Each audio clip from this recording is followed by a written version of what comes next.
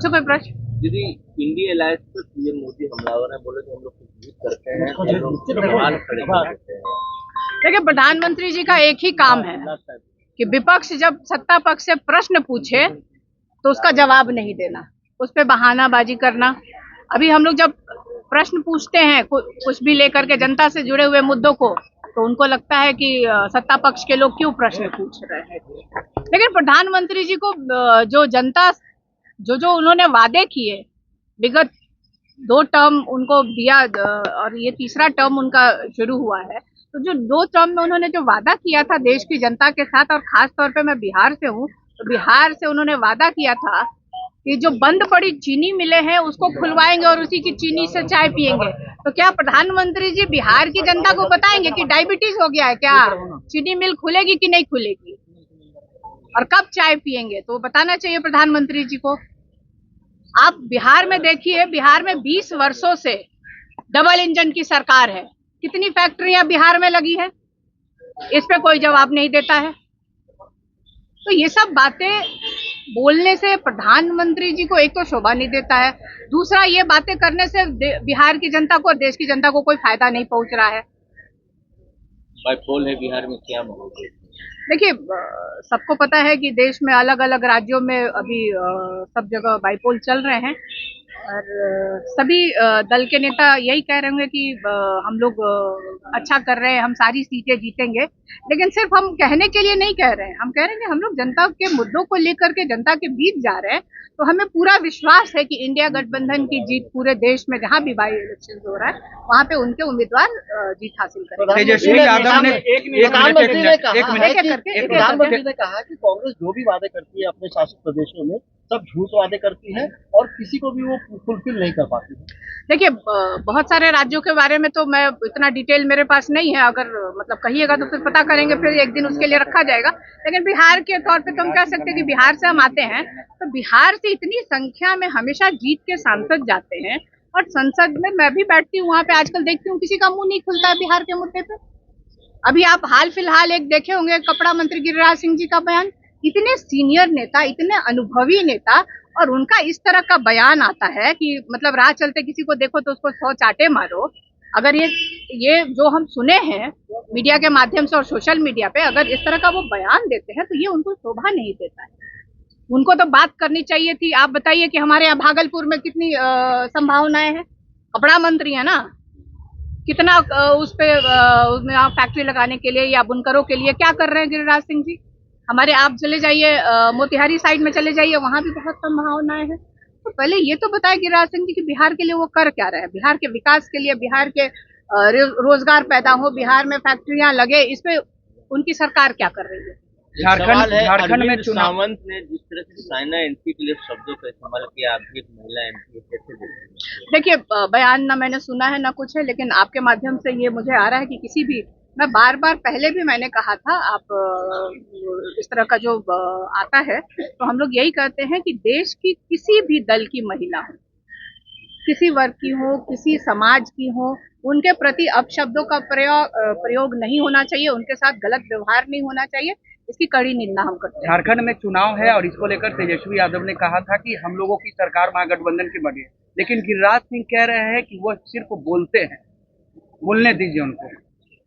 मैं कह रही हूँ तो क्या प्रधानमंत्री नहीं चाहते हैं, प्रधानमंत्री भाषण में जाते हैं तो क्या बोलते हैं कि हम नहीं जीत रहे हैं, राष्ट्रीय जनता दल जीत रहा है। हर एक दल के नेता अपने जो उम्मीदवार होते हैं उनके बारे में बताते हैं, वो क्या काम करने वाले हैं जनता के लिए वो बताते हैं। और चुनाव में तो जनता मालिक होती है, जनता को सोच विचार करना होगा। एक तरफ जो प्रधानमंत्री जो 15 वर्षों से जो उन्होंने 10 वर्ष देख लिए, ये तीसरा टर्म उनका 15वां वर्ष चल रहा है, तो जो वादे किए थे उसमें से कितने वादे उन्होंने पूरे किए।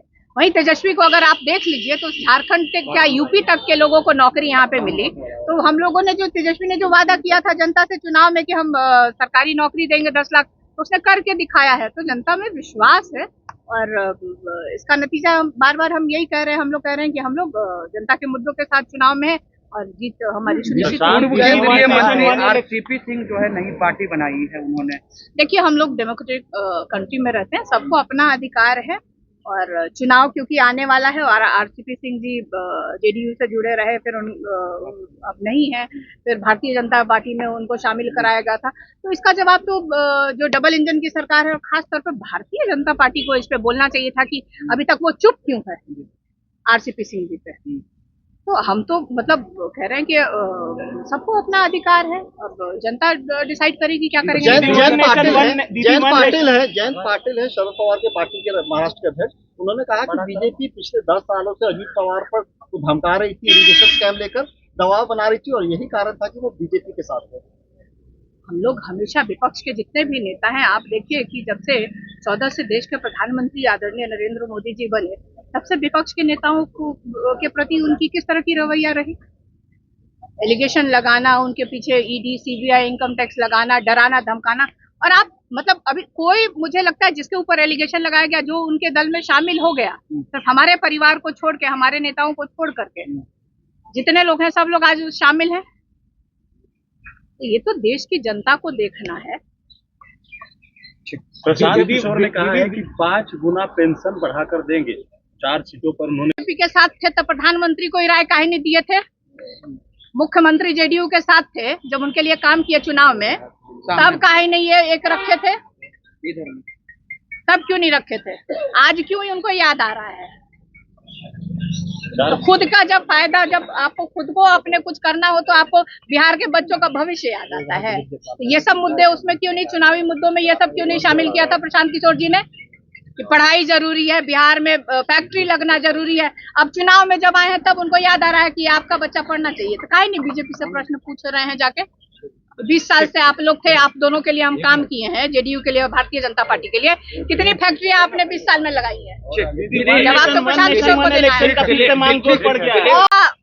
कहा जाए कि प्रधानमंत्री जी का एक मुद्दा है, शगुफा है, 4 राज्य में तो चुनाव नहीं करा पाए इस देश के प्रधानमंत्री। 4 राज्य में चुनाव होना था ना, और कैसे ये इतने राज्यों का देश में एक साथ वन इलेक्शन करा देंगे। तो जब 4 राज्य संभव नहीं है, इसी से आप अंदाजा लगा लीजिए। दिलीप जायसवाल करें कि इंडी गठबंधन के नेता हैं जो शराब पीते भी हैं और बेचवाते भी हैं, हमारे पास वीडियो फोटो सब है, सब जारी कर दें।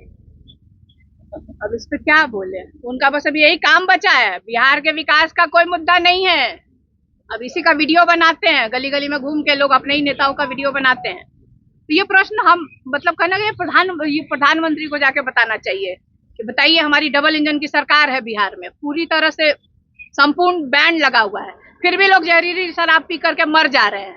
आए दिन बिक रहा है, आए दिन थाने में अगर चले जाइए तो लॉ एंड ऑर्डर के सिचुएशन में अगर देखा जाए तो सिर्फ शराब ही के लोग बस दिन भर बैठ करके वहां पे यही कांड होता है कि आज पकड़े गए, आज थाने में गए, फिर छोड़े गए। तो ये सिचुएशन तो इस देश के प्रधानमंत्री को देखना चाहिए, क्योंकि सरकार में है बिहार में, और खास तौर पे मुख्यमंत्री जी को देखना चाहिए।